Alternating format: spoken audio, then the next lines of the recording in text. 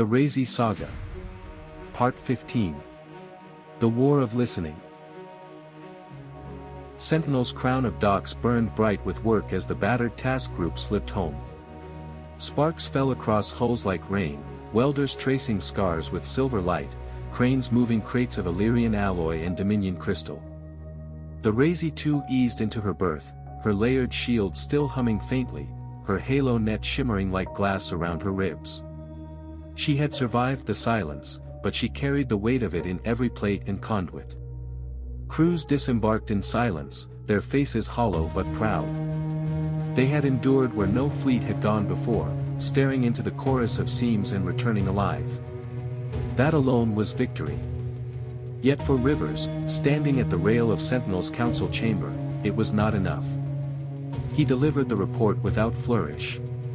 The seams were not random. They were method, cadence, a predator's song. The listener was not a single ear but a choir, searching for silence, mapping absence until even ghosts could not hide.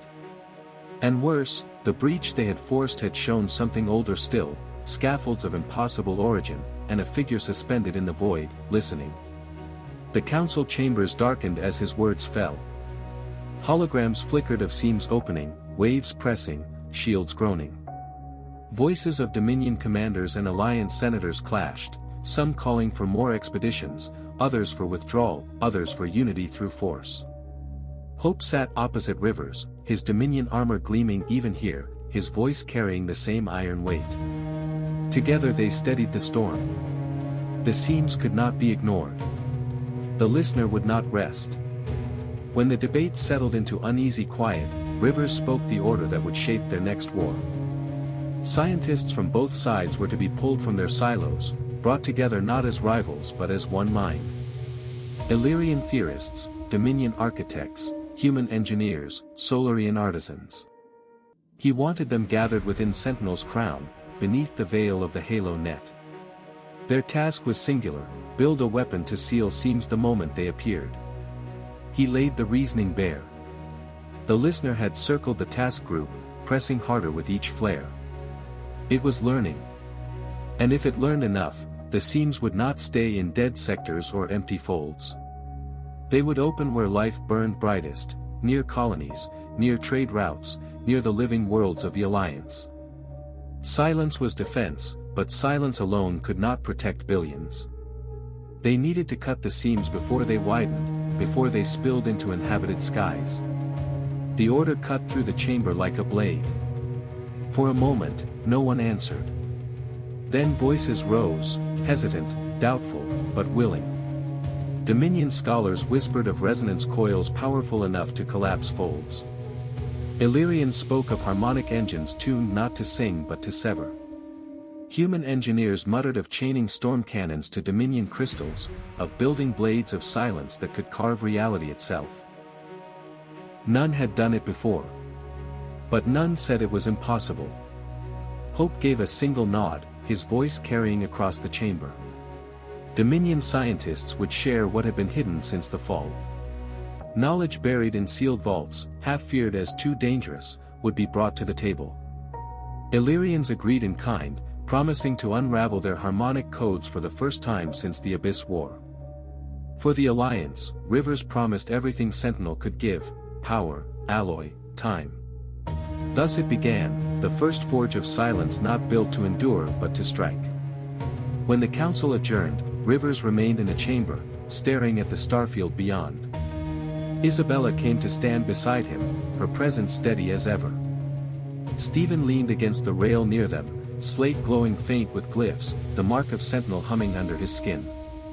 None spoke for long minutes. The decision was made. The galaxy had endured by sealing the rift. Now it would survive by learning to close the smaller tiers before they could grow. It would not be conquest. It would not be glory. It would be necessity, a blade forged not in pride but in desperation. Outside, Sentinel's docks brightened as word spread. Scientists disembarked from ships, Dominion and Alliance alike, carried into the crown by shuttles. Laboratories were lit, forges awakened, crystals and alloys stacked in vaults. For the first time, ancient rivals bent their minds toward one cause. Not to build fleets. Not to forge titans. But to silence the seams themselves. In the quiet of his quarters, Rivers studied the tactical projections. Seam clusters scattered across the void, marked by faint glyphs. He traced arcs between them, imagining where they would open next. His jaw tightened. He knew instinctively where the listener would turn its eyes, toward life, toward noise, toward worlds that burned brightest against the void. He whispered the thought into the dark. They will try for our homes. And we will answer with silence sharp enough to cut. The war had changed. It would no longer be fought with fire and steel alone. It would be fought with silence wielded as a weapon. And so began the war of listening. The crown of Sentinel rang with failure. For weeks the joint labs echoed with the roar of resonance collapse, the shriek of alarms, the groan of metal conduits tearing under strain. Illyrian harmonic arrays cracked into shards when Dominion crystals overloaded them. Human storm cannons vibrated themselves apart when tuned into silence instead of fire. One test ended with an entire lab scorched black, its walls shimmering for days with aftershock as if a seam had nearly been birthed inside the station itself. But still the scientists pressed forward. Hope drove the Dominion's voices with steel, Rivers with the same iron patience, Isabella holding the line when tempers threatened to spill. The work did not slow. Each failure sharpened their resolve.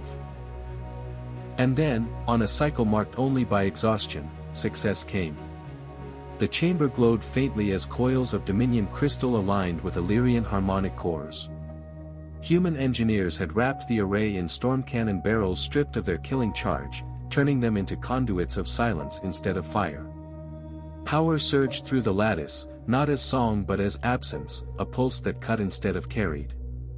The test seam flared in controlled containment. For a breath, silence cracked, resonance pouring into the chamber.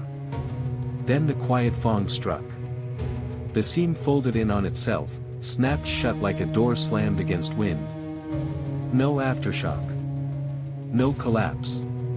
Only silence. The scientists erupted in soundless celebration, hand signals flashing, grins breaking across exhausted faces. Hope's eyes gleamed with fierce pride, Illyrians bowed their heads in reverence, human engineers slumped against walls in relief. After failure upon failure, the quiet fong had lived up to its name. A blade of silence, sharp enough to sever a seam. Rivers stood at the observation rail, watching the containment feeds flicker. His jaw stayed tight, his eyes unblinking. Victory was not joy. Victory was necessity. At his side, Isabella's gaze remained steady, and Stephen leaned on the rail with sweat running down his brow, the mark of Sentinel glowing faint but calm. The reports came fast. The quiet fong could be scaled, mounted into ships, even integrated into the halo net itself. But it was fragile, untested in live clusters, its harmonics volatile if overcharged. They could close seams, but the cost of misuse might be opening one wider. The upgrades did not end there.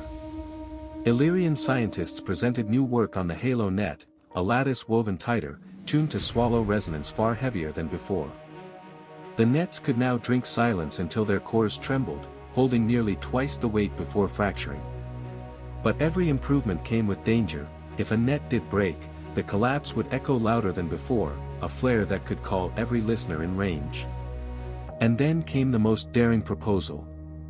Dominion navigators, working with Solarian tacticians, had tested jump drives under extreme harmonic pressure. They suggested that folds themselves could be used to escape when seams pressed too hard.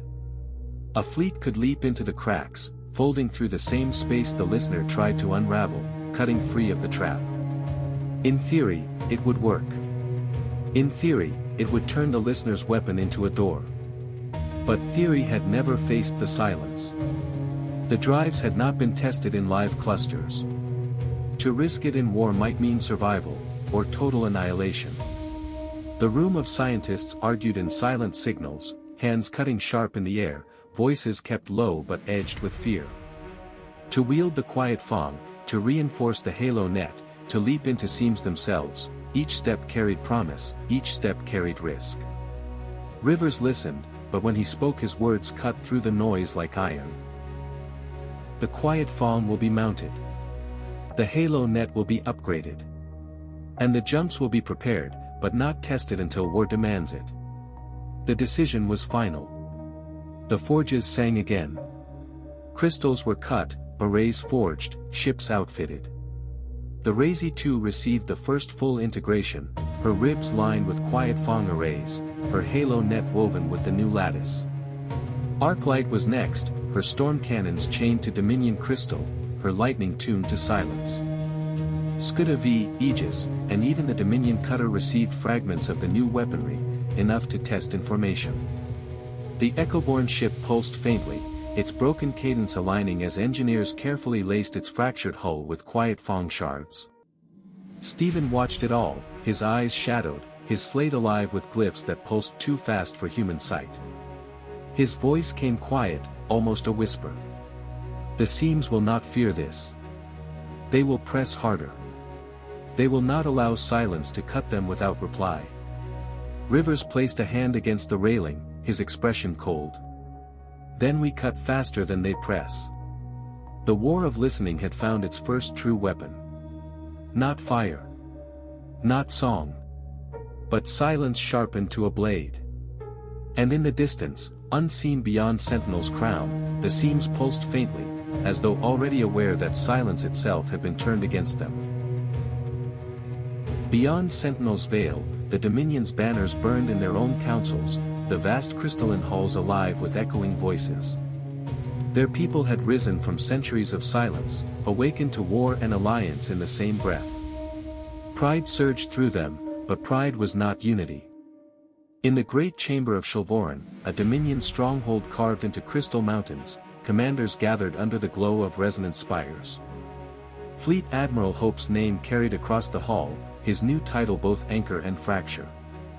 Some hailed him as the steady hand that bound them to survival, a leader who had stood beside rivers and carried the Dominion into strength. Others whispered that he had bent too far, bowing Dominion pride to an alliance of children. The debate thickened like smoke.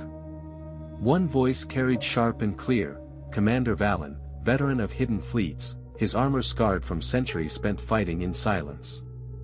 He stood tall, his crystalline blade hanging at his side, his words ringing with disdain. Hope shares Dominion secrets with outsiders. He binds our scholars to human engineers, Illyrian singers, Tartans who were once dismissed. Our silence was our strength. Now it is broken, traded away for a seat beside aliens. Murmurs rippled through the chamber. Some nodded, others bristled. A younger commander answered with equal fire. Without this alliance, we would still be hidden, dying in caves of crystal, waiting for the seams to consume us. It was Hope who gave us fleets again, who put us beside giants instead of ghosts. The chamber fractured into echo, voices rising in clashing chords. Some demanded tighter unity under Dominion law, one voice leading as in ages past. Others accepted the shared command with the alliance, arguing survival outweighed pride. The spires pulsed with every shout, the air vibrating with discord. Beneath the argument ran whispers, carried in low tones through shadowed alcoves. Rumors of fleets gathering outside Hope's command. Old warbands unwilling to bend to human steel or Illyrian harmonics. Whispers that when the seams pressed hardest, they would not answer to Hope or to Rivers, but to their own. Hope himself stood at the center of it all, silent until the storm dimmed. His voice when it came was iron, carved with years of endurance. The Dominion is risen. No longer forgotten, no longer scattered. We are fleet again, voice again, strength again. And yet you would fracture now, when the seams wait to devour us all. If you seek pride over survival, then you betray not me, but the Dominion itself. His words struck, but did not silence. Pride was not so easily bent. The chamber dimmed into uneasy quiet, commanders retreating with mutters and lowered eyes. For now, Hope's authority held. But the whispers had taken root, spreading through fleets and hulls alike. Far from the chamber, in corridors carved deep into crystal, Valen spoke in hushed tones to his closest captains. He did not call for rebellion. Not yet. But he sowed seeds of doubt. The quiet fawn will not save us. The seams cannot be cut.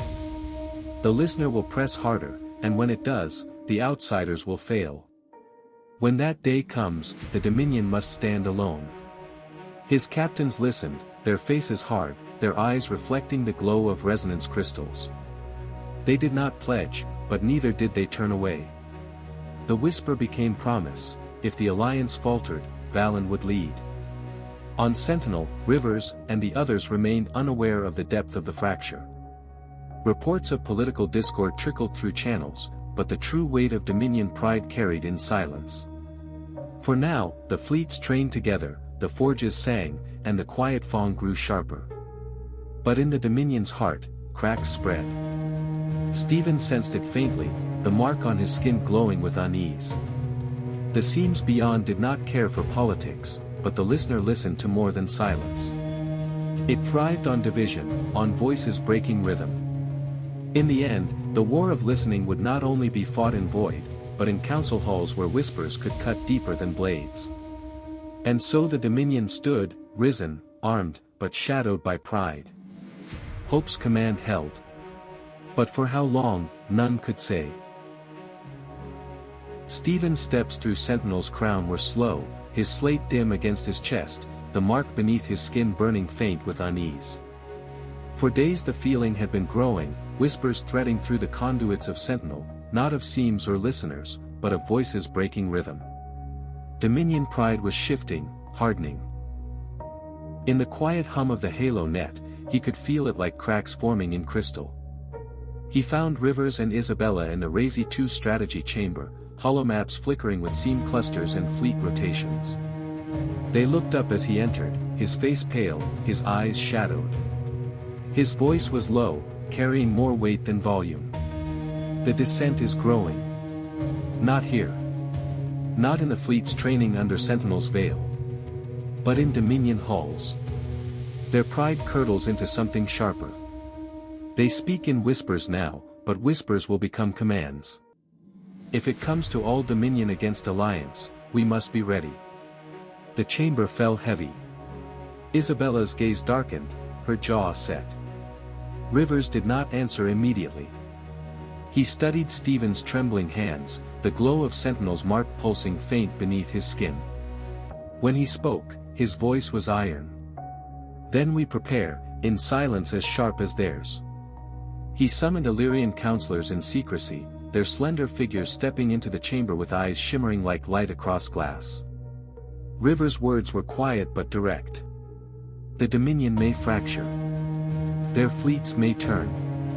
The quiet fawn was forged to silence the seams, but silence can also cut fleets if it must.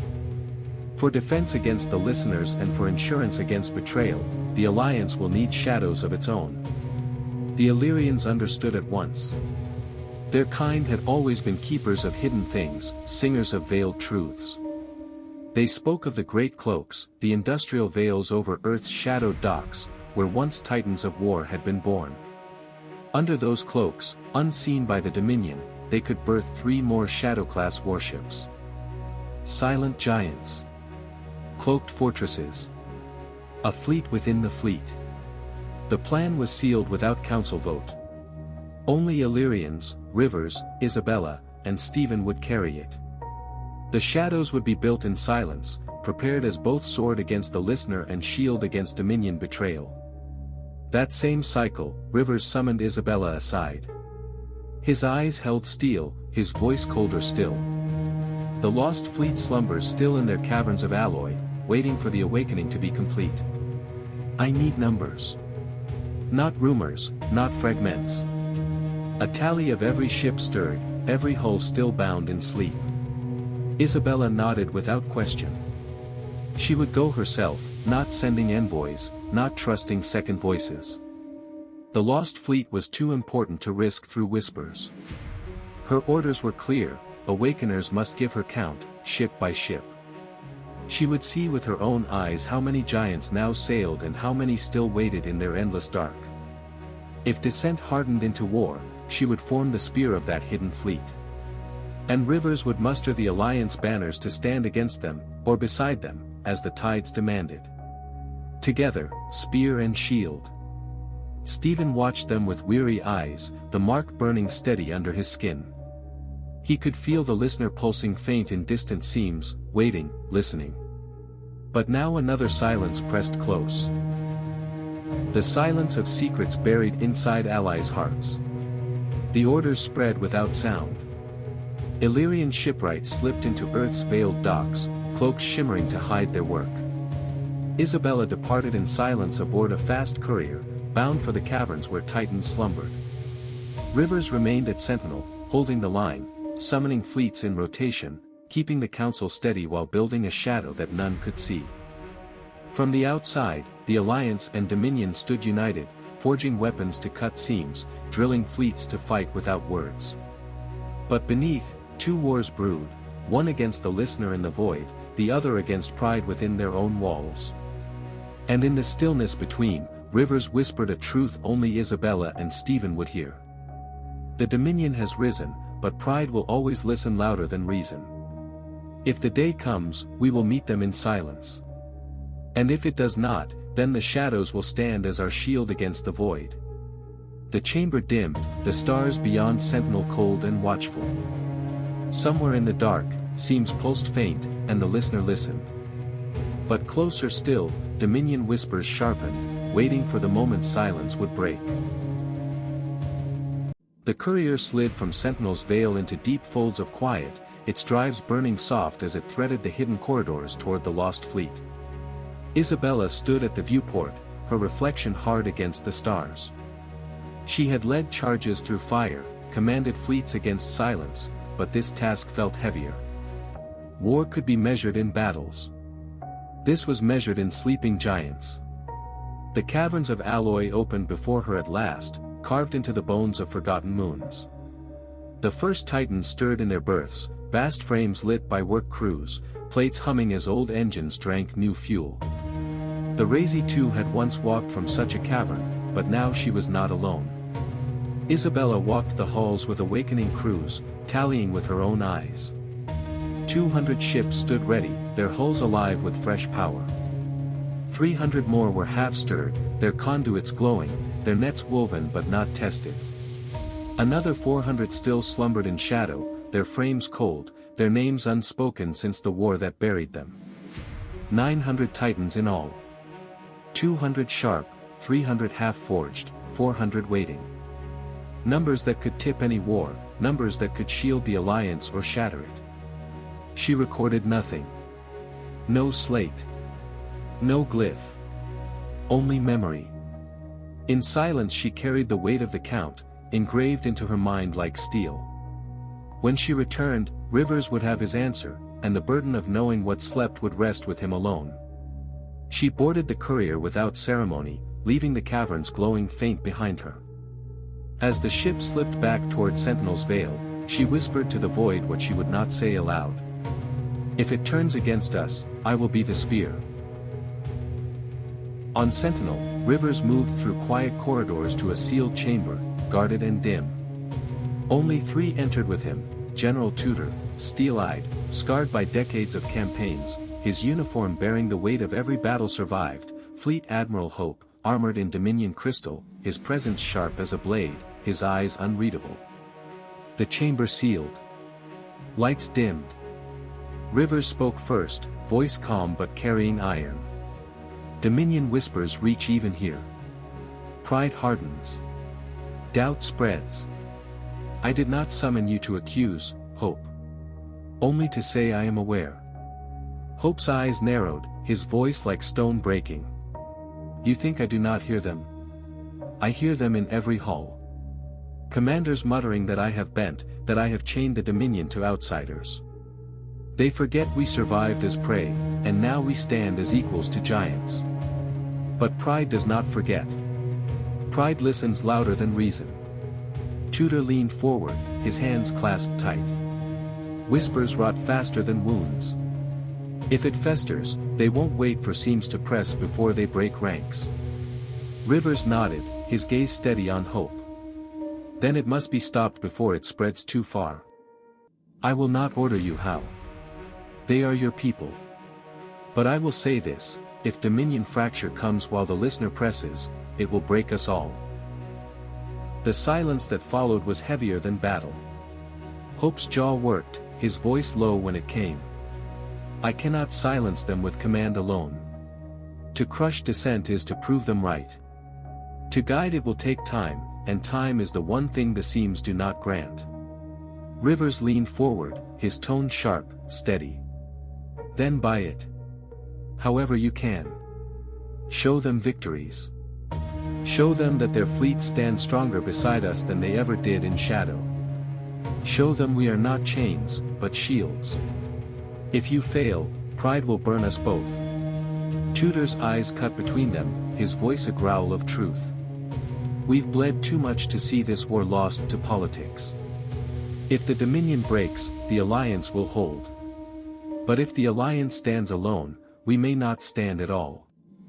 Hope met Rivers' gaze, and for a moment the chamber pulsed with silence heavier than the halo net. Then he inclined his head, a gesture sharp as oath. I will see it steadied. Not with threats. With proof. Rivers gave no answer but a nod. The meeting ended with nothing signed, nothing sealed, but everything understood. As the chamber emptied, Rivers remained, his eyes fixed on the stars beyond Sentinel's crown. Isabella was still away, counting giants in hidden caverns. The shadows were being forged in cloaked silence. The fleets trained in drills of quiet Fong and Net. But beneath it all, pride burned like a hidden fire.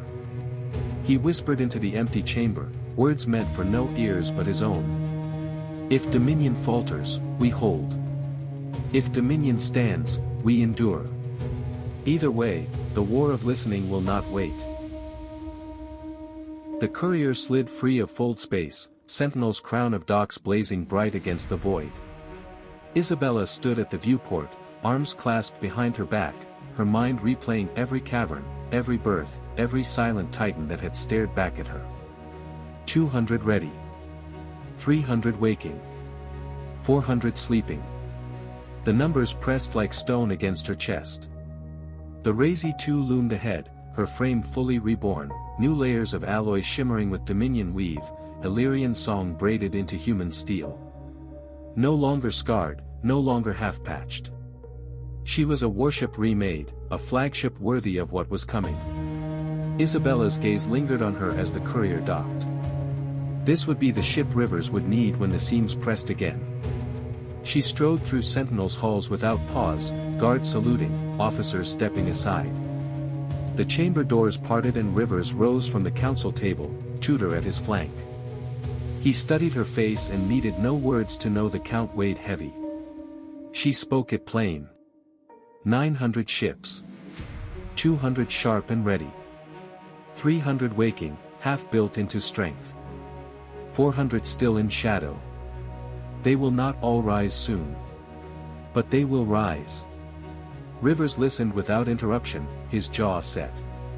When she finished, he drew a slow breath. Enough to break us if they turn. Enough to save us if they stand. Isabella's eyes met his, steel against steel. If the Dominion wavers, I will lead them myself. I will form the spear. Rivers gave no smile, no comfort. Only a nod. Then let us hope the spear points outward, not inward. Before more could be said, the chamber shook. A low tremor, then the wail of claxons rising through the walls. Scarlet lights washed the air. Tudor's hand fell to the hilt at his side, his voice a growl. Not a drill. Rivers snapped toward the comms array. Report. The officer's voice cut through the blare. Seam breach detected. Outbound rim of Sentinel's net. Not watcher resonance, something fractured. Pattern unstable. Rivers' eyes narrowed. A seam. Here. Isabella's words were a blade. This is it.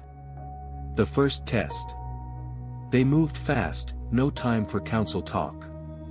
The chamber emptied into Sentinel's command hall, officers at stations, screens alive with the burning wound blooming against the system's edge.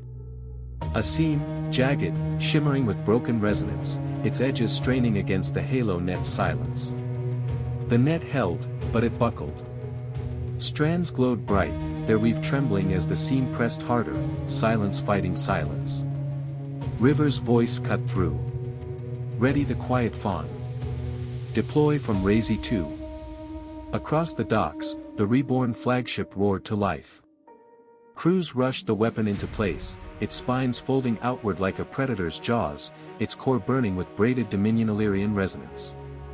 The quiet fawn, born of failure after failure, now tested not in the forge, but in the field. Isabella leaned over the tactical rail, her eyes locked on the breach. If it fails here, Sentinel burns. Tudor growled, his fists clenched. Then it will not fail. Not today. The seam flared, a jagged mouth straining wider. Alarms screamed, conduits shook. For a heartbeat, silence itself seemed to howl. Then the quiet fawn fired. The pulse cut through the void, resonance folding inward, sound devouring sound. The seam convulsed, its jagged edges twisting, collapsing into itself. The light flared once, then snapped shut, gone like a dream torn from waking. The alarm stilled. The net dimmed, holding strong. Silence returned. For a long moment, no one spoke. Then River's voice carried, steady as stone. Quiet fawn holds. A cheer rippled through the hall, officers striking consoles, crews shouting in relief. The weapon that had failed a dozen times in the forge had sung true in the field. Sentinel had survived. But Rivers did not cheer. His eyes lingered on the fading echoes, his voice low enough only Isabella and Tudor heard. That was one seam. Small. Fractured. The listeners will not stop there. Isabella's gaze hardened. Then neither will we. Tudor's hand slammed against the rail, his voice iron. Let them listen. We'll answer. The command hall steadied, the victory real but the weight heavier. The quiet fawn had spoken for the first time, but silence had only just begun its war. The echoes of the alarm still lingered in Sentinel's air when Rivers dismissed the council. The relief of the quiet fang's success rippled through every hall, every deck, but he did not let it settle. He summoned Isabella with a single command, quiet enough that only she heard. The chamber door sealed behind her. No tutors, no aides, no officers. Just them. Rivers stood at the strategy table, its hollow dark, his hands pressed flat against the steel. His eyes lifted to her, shadowed by the weight of something heavier than orders. He spoke low, steady, a voice meant for one ear only. You will leave Sentinel. You will take a fast courier to the Shield planet. When you arrive, you will not ask permission. You will give orders. The forge is there, silent too long, they will wake again. Isabella's brow arched, but she did not interrupt. Rivers pressed a command into the console. The hollow flared, not maps, not fleets, but schematics, 12 ship formations, ribbed with resonance, keels bound with coupling arrays. Ships built to lock together, hull to hull, until they became something greater. 4 sets. 48 vessels, born separate, but able to merge into 4 giants. Shields woven so deep they could stand beside Sunfire. Weapons braided with Dominion alloys, Illyrian cores, and human steel. His eyes locked on hers. 4 spears. 4 shields. Each one a fortress the listeners will break against, or the Dominion will think twice before turning. Silence stretched between them. Isabella's eyes traced the glowing schematics, her expression unreadable. Finally, she asked, soft but sharp. And if neither threat comes? River's jaw tightened. Then the alliance will be stronger for it. Preparedness costs less than surprise. He stepped closer, his voice a blade drawn in the dark. This remained silent. Not a whisper leaves the shield planet. Engineers, crews, builders, they work under veil. When the ships sail, they sail as ghosts until the day I call them. Isabella inclined her head. You would have me oversee it? No one else, Rivers said. You've walked with the lost fleet. You carry their fire. The Dominion already looks to you as more than alliance.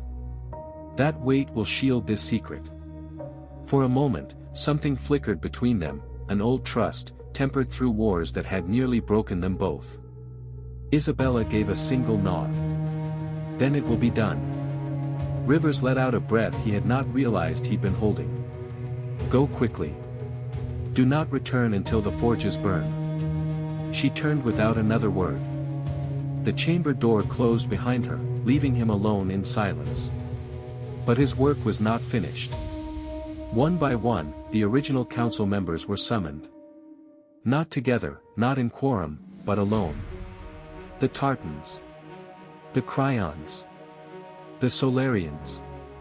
Each came in thinking they were there to speak of the Quiet Fawn. Each left carrying a heavier burden. Rivers told them the same truth: the Dominion stirs with pride, the seams bleed with danger, and the Alliance will not be caught off guard. He showed them the schematics, whispered the plan of the fourfold forges. He demanded their silence, their support, their strength, but not their voices. Preparedness, he told them, is not treason. It is survival. If the day comes that these ships are needed, we will thank the silence. If the day does not come, then we are only stronger for the forging. None argued. None dared. Some frowned with suspicion, others nodded with grim approval. But each swore the oath, sealing the secret into their veins. When the last had gone, Rivers stood alone again, the schematics fading into darkness. His hand lingered on the rail, his reflection in the steel looking older than he felt. Secrets within secrets. Shadows within shadows. Preparedness was the goal. Yet he knew too well what secrets became when war came calling.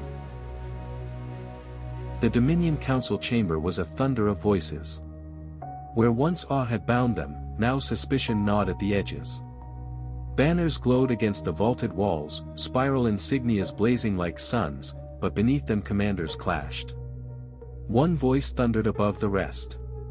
Too many tongues. Too many promises. The Alliance speaks with one voice, clear and sharp. We drown in ours. How can a people divided command fleets that span the dark? Another rose in reply, sharp and venomous. And would you crown yourself above us? Dominion blood remembers conquest as well as unity. We will not kneel to one banner, not again. The chamber seethed, voices breaking rhythm, accusations turning sharp. Whispers of betrayal laced through the debate, of alliance manipulation, of Illyrian song woven into Dominion steel, of old wounds never healed.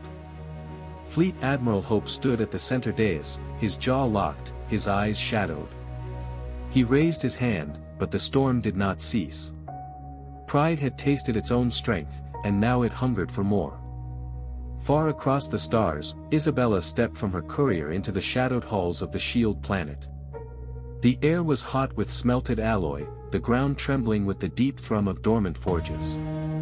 Once, this world had birthed weapons that turned the tide against the Watchers. Now its furnaces had gone cold, waiting for command.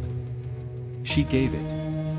Engineers bowed their heads, Dominion and Alliance alike, their faces pale with the weight of her orders. Wake the forges. Build in silence. Not one word beyond these walls. Schematics unrolled across steel tables, 12 ship formations, each designed to lock with its kin. Alone they would be formidable, sleek warships bristling with guns and resonance cores. But together, when their hulls locked and their shields interlaced, they would become something else entirely. Unity vessels, the engineers named them, 12 as one, their power bound in harmony. Isabella studied the diagrams, her gaze cold and sharp. Unity when apart. Paradox when bound. Paradox vessels, fortresses of impossible strength, their shields layered until even Sunfire's brilliance might falter against them. Weapons enough to rival Titans. And they would be born in secret, hidden in the cloaks of the Shield planet, waiting for the day the galaxy turned against itself. Isabella walked the length of the forge halls, watching sparks fly as alloy was poured, ribs of new ships rising from scaffolds like bones from ash. She felt the silence pressing around her, heavier than steel. This was not just preparation, it was treason, if spoken aloud. Yet it was the only way to survive both the listeners in the void and the whispers rising in the Dominion's halls. Back on Sentinel, Rivers stood before the Alliance chamber, his face calm but his thoughts heavy. Reports from his informants trickled in, Dominion whispers growing louder, commanders clashing not just in council but in their own fleets. Unity cracking under pride. He had seen this before, in the Federation, in the early Alliance, in every power that thought itself immune to fracture. And now, while Dominion pride fought itself, Isabella was forging the only weapon that could hold against both friend and foe. The quiet Fong had silenced one seam. The Halo net had held the silence of Sentinel. But it was not enough. The listeners would return. The Dominion might turn. And when that day came, it would be the Paradox vessels, the Unity-turned fortress, that stood as the blade and the shield. Rivers leaned against the rail, the stars burning cold beyond the viewport. He whispered to himself, though none but Sentinel could hear. Secrets are fire. Held too long, they burn the hand. Released too soon, they burn the world. Let us hold until the day it must be flame. Far below, on the Shield planet, the forges thundered, and the first ribs of the Paradox rose into the dark. The Shield planet roared. For the first time in years, its forges thundered without pause, molten alloy pouring into molds that stretched like valleys across the factory floor. Sparks rained like stars as welders bound Dominion steel to Illyrian crystal, resonance coils gleaming against human frameworks. Isabella walked the catwalk high above the chambers, her boots striking in measured rhythm, her gaze following the rise of 12 new hulls. Each was sleek, angular, and vast in its own right, destroyers by classification, but destined for more. Ribs spread wide for coupling locks, their frames engineered not to stand alone, but to bind with kin. Unity vessels, the engineers called them, though the whispers carried something heavier. Paradox. When apart, they would fight as fleets of 12. When together, they would become something larger, impossible, a fortress whose shields could rival Sunfire's. A blade sharp enough to turn any tide. Isabella paused at the edge of the scaffolding, watching the first keel plates slide into place. Workers bowed their heads as she passed, their eyes shadowed by secrecy. They knew what they were building, and what it meant. Treason, if spoken beyond these walls. Survival, if kept silent. She placed her hand against the glowing steel of one rising hull. Warm. Alive. A weapon born not for conquest, but for the day when silence fractured into war. Her voice was low, meant only for the ship and the forge. Rise quiet. Rise ready. The forges answered with thunder. On Sentinel, silence broke in other ways. The Dominion Council chamber shuddered with raised voices, banners flaring bright above the commanders. What had begun as whispers now echoed openly. Pride had sharpened into accusation. One commander slammed his gauntlet against the dais, his voice a blade. Too many voices. Too much weakness. The Alliance binds itself with one Admiral, one voice that cuts through dissent. And yet we, Dominion, argue like prey. How long before our strength is drowned in our own shouting? Another spat back, his armor gleaming with fresh forged plates. And would you crown yourself above us? Have we not slept in silence long enough to awaken free? The Arcadians bound us once. We will not be bound again. The chamber roared. Voices clashed, fists struck armor, and the very air trembled with the weight of pride unbridled. From the observation rail above, Rivers watched. His arms were folded behind his back, his face carved into stillness, but inside the weight pressed hard. This was what Stephen had warned of, Dominion pride curdling into fracture. He turned as Fleet Admiral Hope entered the shadows beside him. The Dominion leader's jaw was set, his eyes grim. "You see it?" Rivers nodded once. "I see it. Pride. Division. The first cracks in stone." Hope's gaze lingered on the chamber below, where Dominion commanders shouted each other down, their banners blazing like rival suns. His voice was low, laced with weariness. "They want unity, but they will not yield to one another. They want strength, but they will not agree whose hand wields it." Rivers' reply was sharp, quiet enough that only Hope heard. "Then we shape that strength before it breaks itself.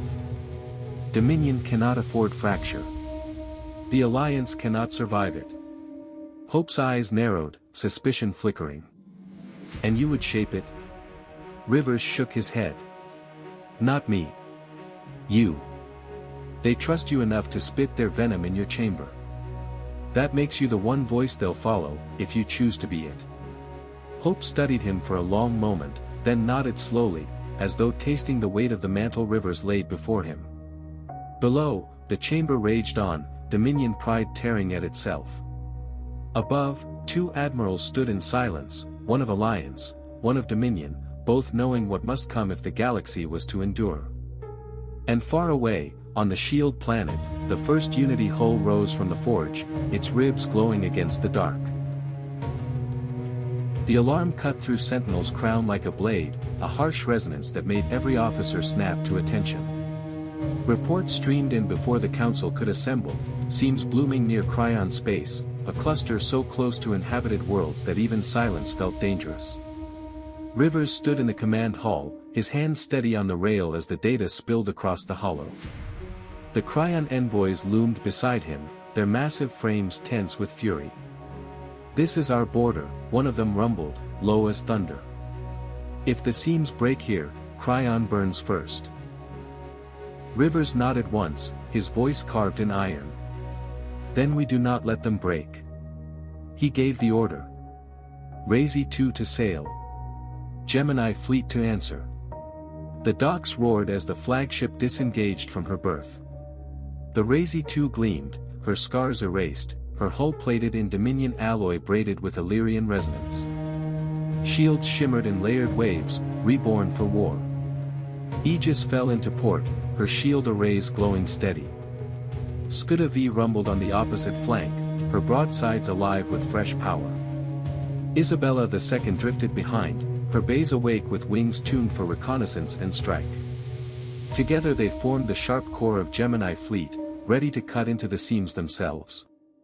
Fleet Admiral Hope remained behind, his voice rising in the Dominion Council chamber, steadying the storm of dissent that still simmered after their last clash.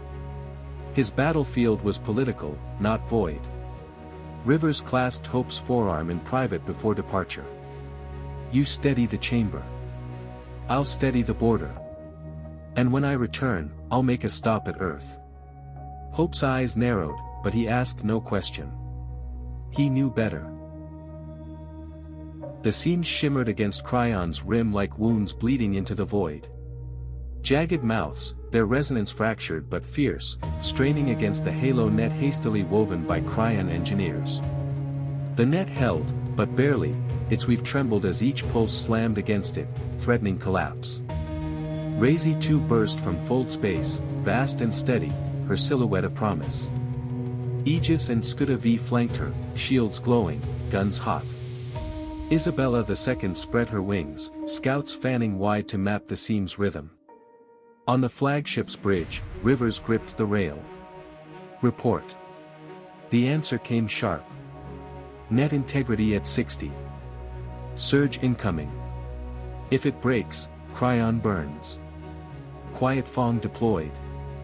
The weapon unfolded from Razee 2's flanks, spines extending, resonance coils thrumming.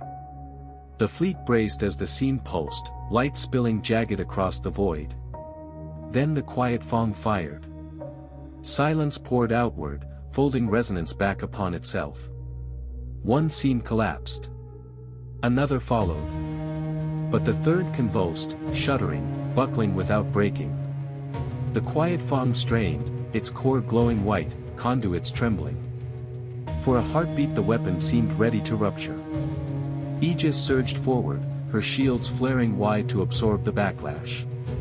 Scud of V's guns tore into the seam's edge, resonance shells ripping fissures into its frame. Isabella two's wings scattered charges that chewed at its rhythm. Together, they pressed until at last the seam caved, snapping inward and vanishing into nothing. The void stilled. The seams were gone. Cryon was safe. But the bridge of the Razee 2 was silent. River's jaw tightened as he studied the weapon's readings. The quiet Fong had held, but only barely. Its coils had nearly burned through. Its silence had almost broken. Against fractured seams it could work, but against a surge, or a cluster greater than this, it would fail. He turned to his officers, his voice steady but cold. Quiet Fong must be stronger. This is proof enough. A cheer rippled through the fleet as Cryon's worlds hailed them, their relief like a storm breaking. But Rivers did not join it. His gaze remained on the dark void where the seams had pulsed. The listeners pressed harder with every strike. This was not victory. It was warning. On the Shield planet, Isabella walked the forge halls as the first Unity hulls rose higher, ribs glowing with molten alloy. Workers labored in silence, Dominion and Alliance side by side, forging weapons no one else could know. She pressed her palm to the steel, listening to its hum. Here, they built Paradox. There, in the void, Rivers learned that Quiet Fong was not yet enough. The folds of space cracked open, and the Razee 2 slipped into orbit above Earth. From here, the planet looked serene, blue oceans, white clouds, and green continents gleaming beneath the sun.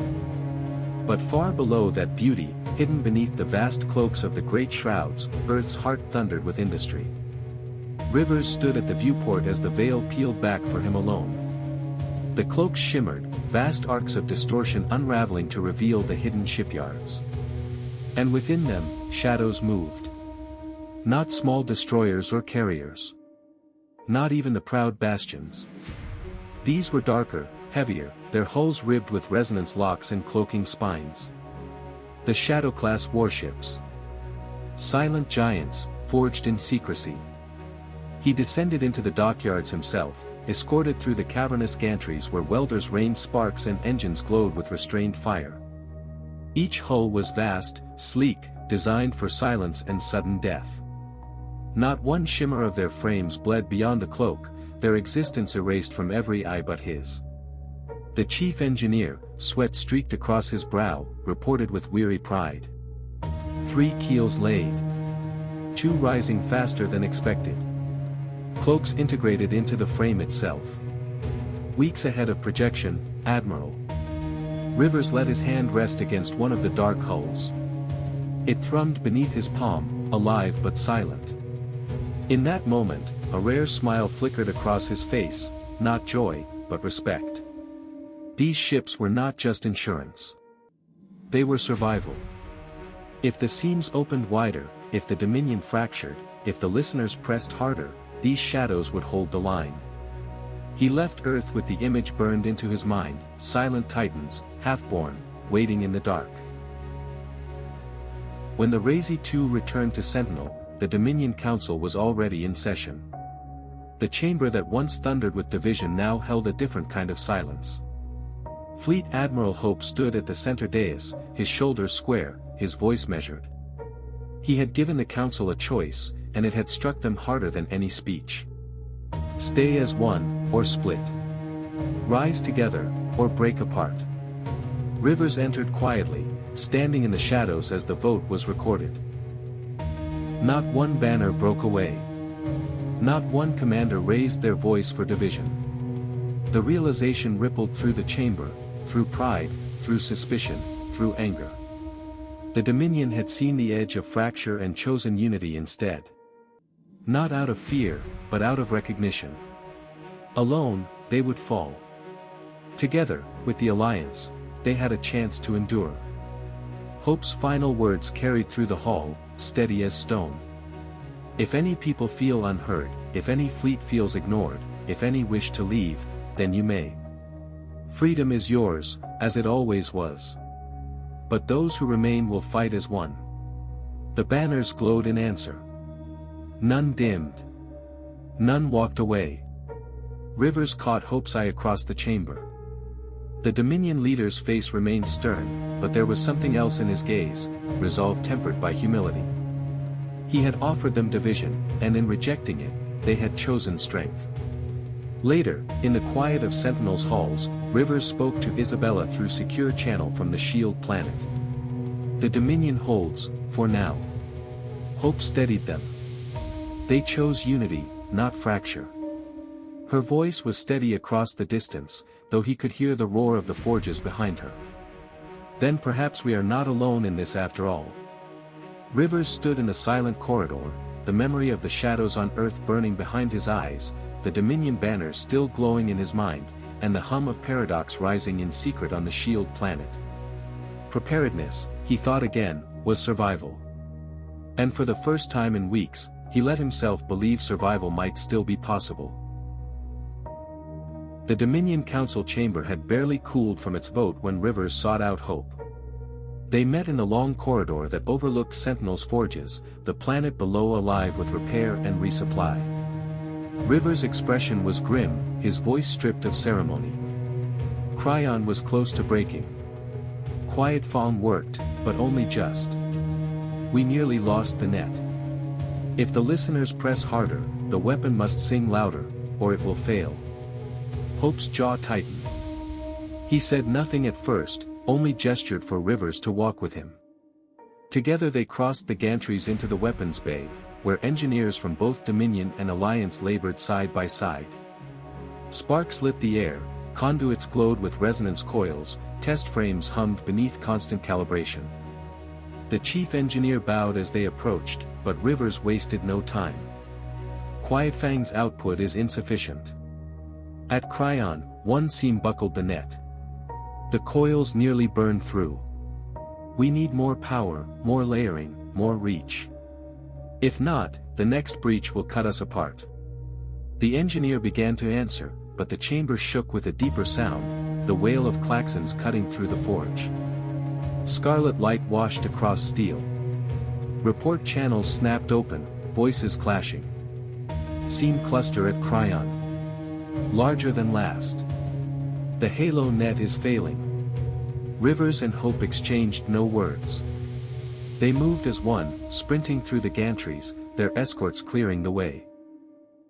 Moments later, the Razee 2 tore from her berth, engines screaming as she leapt into fold space with Scuda V, Aegis, and Isabella II on her flanks. Cryon's border was fire. The halo net buckled, strands snapping in arcs of blue lightning as the seams pressed wider.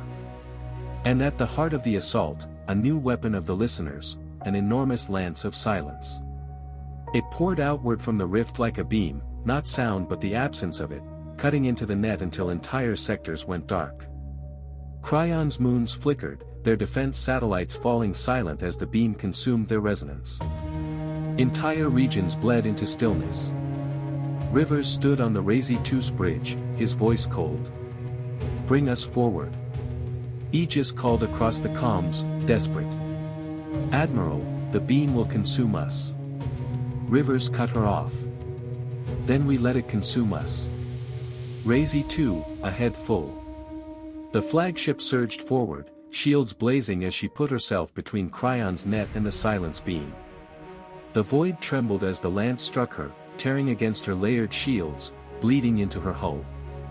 Lights dimmed across her decks. Conduits screamed. The crew cried out as pressure slammed through the vessel. But she held.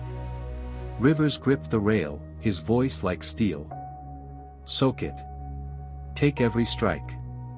Keep the net alive. The Razee 2 burned, her shields collapsing layer by layer, her ribs groaning as silence itself tried to tear her apart.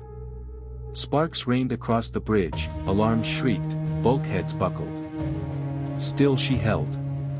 Then Rivers gave the order. Jump. The Razee 2's engines flared, space tearing as she folded not away from the beam, but through it.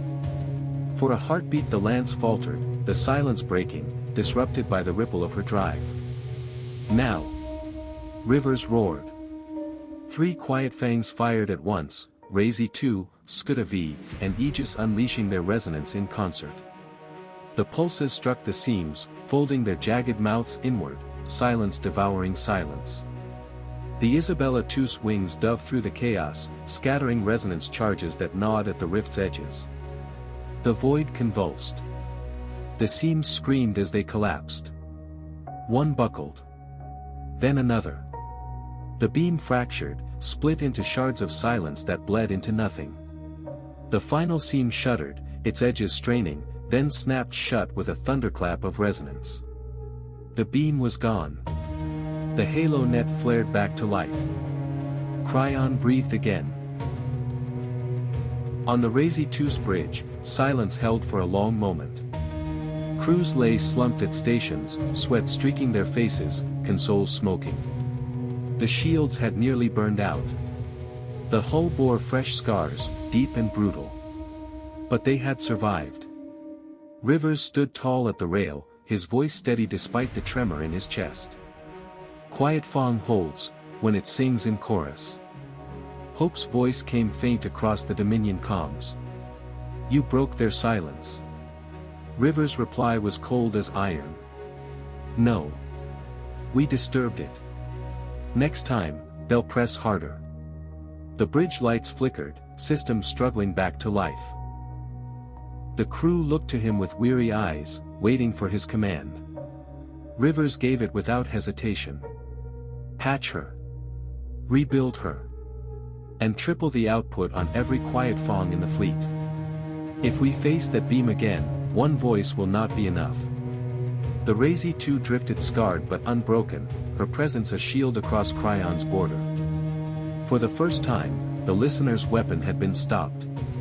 But Rivers knew the truth in his bones. This was not victory.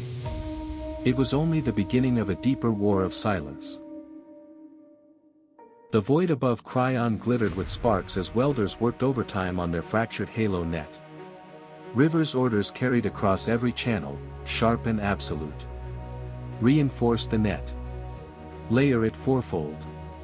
No single weave is enough. If one fails, the others will hold.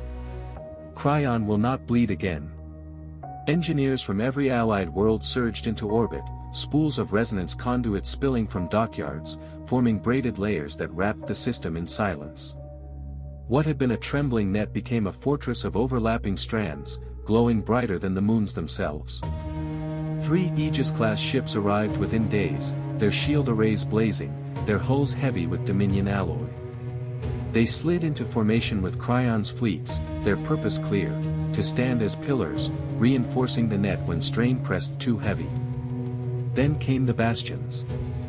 Fresh from Sentinel's repair docks, 2 walking bastions emerged from fold space like titans, their hulls gleaming with new plating that caught the starlight and flared like fire. Their shields hummed with layered resonance, their spines bristling with more than defense. Each bore multiple quiet Fong arrays, their frames modified so they could unleash a chorus of silence with every volley. The Cryon envoys, once furious and fearful, stood tall in the chamber as the bastions took their places in orbit.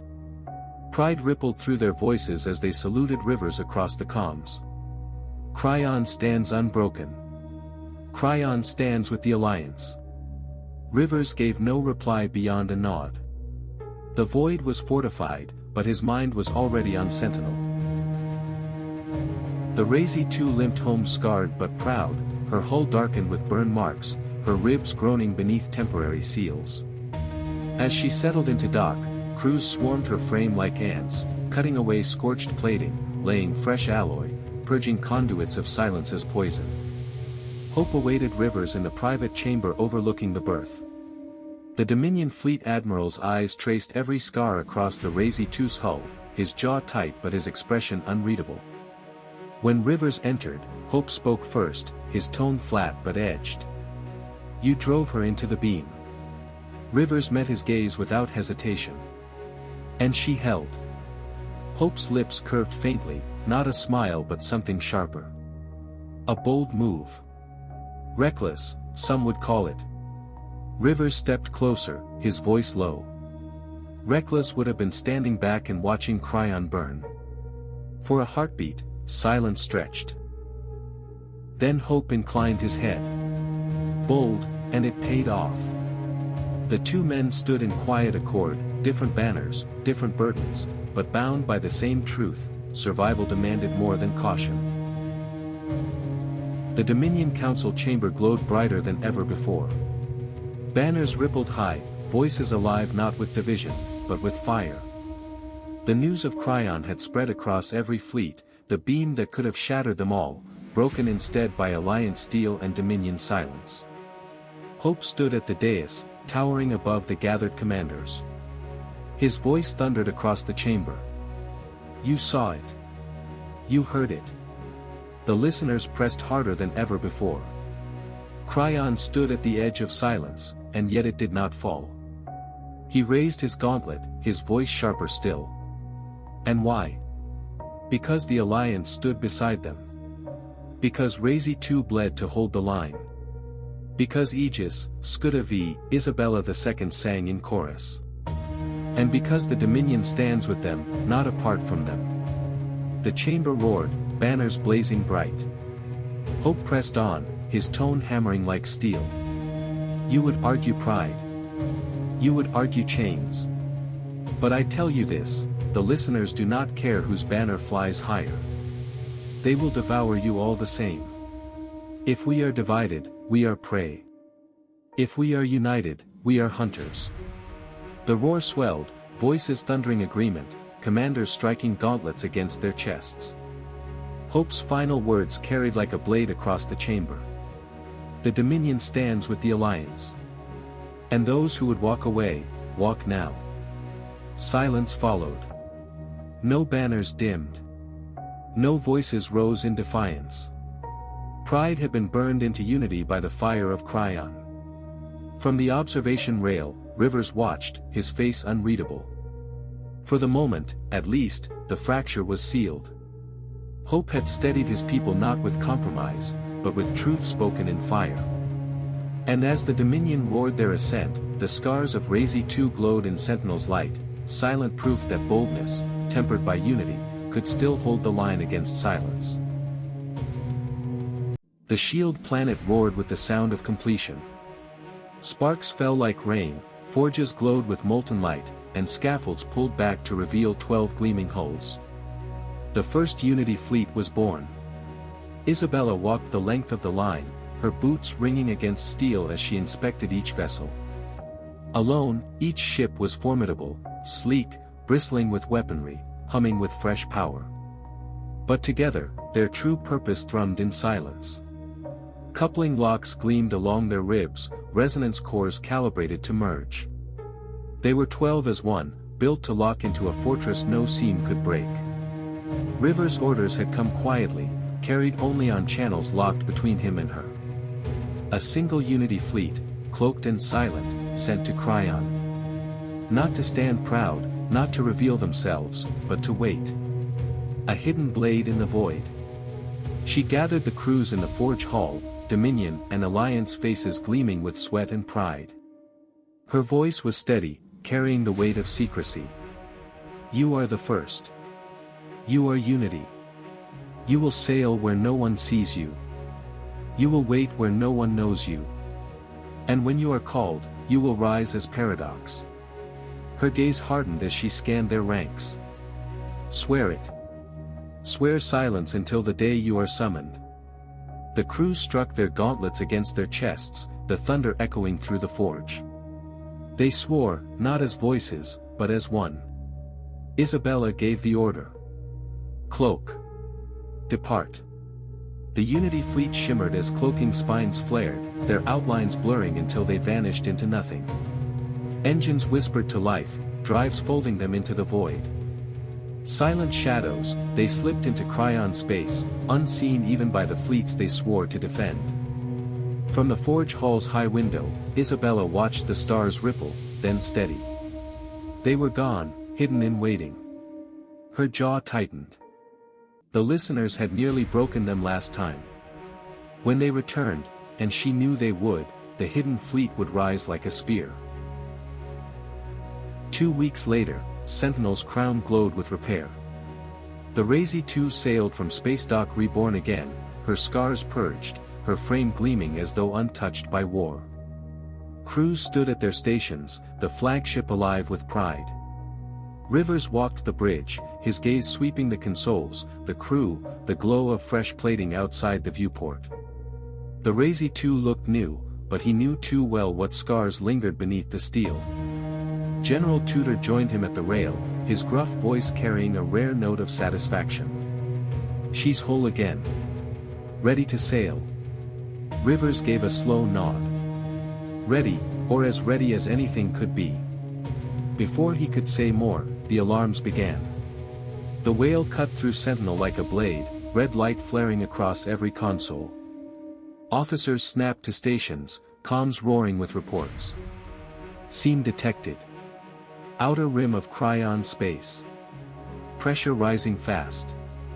Rivers' jaw tightened, his voice sharp. Sound battle stations. Gemini sails. The Razee 2 turned her bow to the void, her engines burning as fresh orders poured across the fleet. Cryon once more stood at the edge of silence. And this time, Rivers thought as he gripped the rail, they would not stand alone. Shadows waited in the dark, cloaked and ready. The Unity fleet's oath would soon be tested. The void above Cryon trembled. Seams bloomed like wounds across the system's edge, jagged mouths pushing against the halo net with relentless rhythm. The layered nets shimmered, fourfold strands blazing with resonance, each one stronger than the last. But the listeners had adapted. A silence lance, wider than before, hammered into the weave, peeling it apart like cloth. On the bridge of the Razee 2, Rivers stood at the forward rail, his hands clasped behind his back. Gemini fleet held formation around him, Aegis, Scuda V, Isabella II, firing in coordinated bursts, quiet fangs flaring bright against the seams. "Report," he ordered. The officer's voice was tight. First net collapsed. Second net failing. Pressure bleeding into third. The lance is cutting faster than projected. The Razee 2 shuddered as a wave of resonance slammed into her shields. Rivers did not flinch. Hold the line. The third net cracked. Shards of resonance scattered across the void as the weave buckled, collapsing inward with a thunderclap of silence. The fourth net flared bright, the last barrier between Cryon and ruin. Rivers' jaw tightened. Enough. He opened a private channel, his voice calm but carrying iron. "Unity fleet, reveal yourselves." For a heartbeat, nothing moved. Then the void rippled. 12 ships shimmered into sight as cloaks peeled back, their outlines blazing into being. Sleek, angular, bristling with locks and resonance spines. The Unity fleet had arrived. Rivers' command was sharp. Form paradox. The 12 vessels moved as one, engines flaring, coupling locks engaging. Their hulls drifted together, plates sliding into place, shields braiding into a single field. Resonance cores pulsed, harmonizing until the void itself seemed to hum. Then, with a final flash of light, they became one. The Paradox vessel. A fortress of impossible scale, its shields layered like the walls of a star, its guns bristling, its presence dwarfing even the bastions. The Dominion counselors watching from their fleet stared in awe, their banners flickering in disbelief. The silence lance struck again, slamming into the fourth halo net. The weave buckled, strands snapping one by one. The net began to break. Paradox moved forward. Its shields flared as the lance struck, silence slamming against silence. Where the halo net failed, the Paradox held. The beam clawed at its shield layers, peeling them back, but each time another wove into place, unbroken, unyielding. On the bridge of the Razee 2, River's voice carried steady. Paradox, absorb and return. Fire quiet fawn. The vessel's resonant spines flared, 3 quiet fangs firing at once. Silence poured outward in a wave so powerful it bent the seams inward, folding their jagged mouths against themselves. The lance faltered, its beam fractured by the surge. Scuda V and Aegis added their fire, Isabella 2's wings darting through the chaos to plant charges along the rift's edge. Together, the fleets pressed, every weapon, every ounce of resonance driving into the seams. The void convulsed. One seam collapsed. Then another. The beam sputtered, its rhythm breaking. Paradox unleashed a final volley, its shields blazing, its core burning white. The last seam snapped shut, the lance vanishing into silence. The void was still. The halo nets dimmed but held. Cryon lived. On the Dominion fleet channels, voices roared in disbelief and awe. A single vessel, 12 as one, had stood against the lance where nets had failed. Commanders who had shouted dissent now whispered reverence. On the Razee 2's bridge, Rivers leaned against the rail, his gaze steady on the Paradox as it drifted, shields fading back to calm glow. His voice was quiet, meant only for those nearest. The listeners have seen our answer. Now so has the Dominion. General Tudor grinned like a man watching prophecy fulfilled. Bold, Admiral. Damned bold. Rivers' eyes lingered on the Paradox, pride flickering beneath his steel. Bold, yes. But necessary. The Dominion counselors would talk. They would argue. They would weigh pride against all. But Rivers knew the truth, unity was not in speeches, nor in votes. It was in standing together against the silence.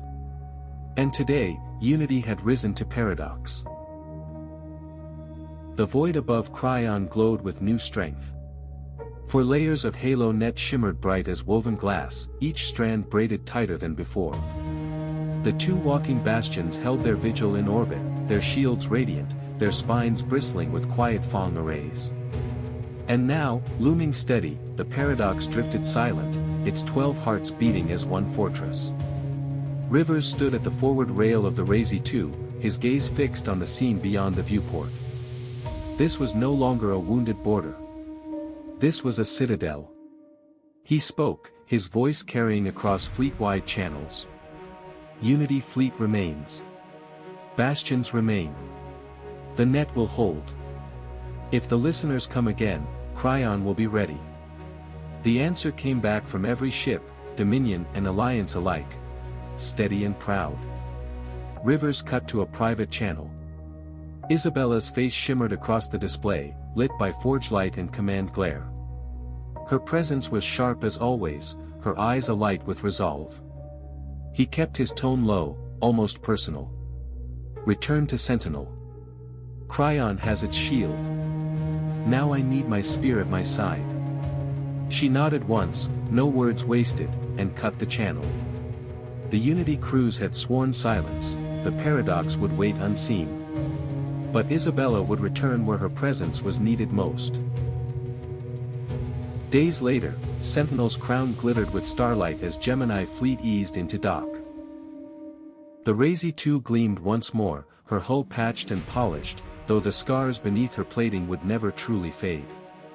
Crews stood proud at their stations as she came to rest, not as a wounded flagship, but as the vessel that had faced silence itself and endured. The council convened in full, banners glowing above every seat. Dominion commanders filled the chamber, Alliance envoys at their sides. The air that once trembled with dissent now hummed with something steadier, stronger. Respect. Fleet Admiral Hope stood at the dais, his gaze sweeping the chamber. He spoke with fire, but this time not to steady fracture, but to proclaim truth. We have seen the edge of silence. We have seen the weapon that could unmake worlds. And we have seen how it was broken. Not by Dominion alone. Not by Alliance alone. By both, bound as one. He gestured toward Rivers, his gauntlet striking his chest. This man stood against the lance.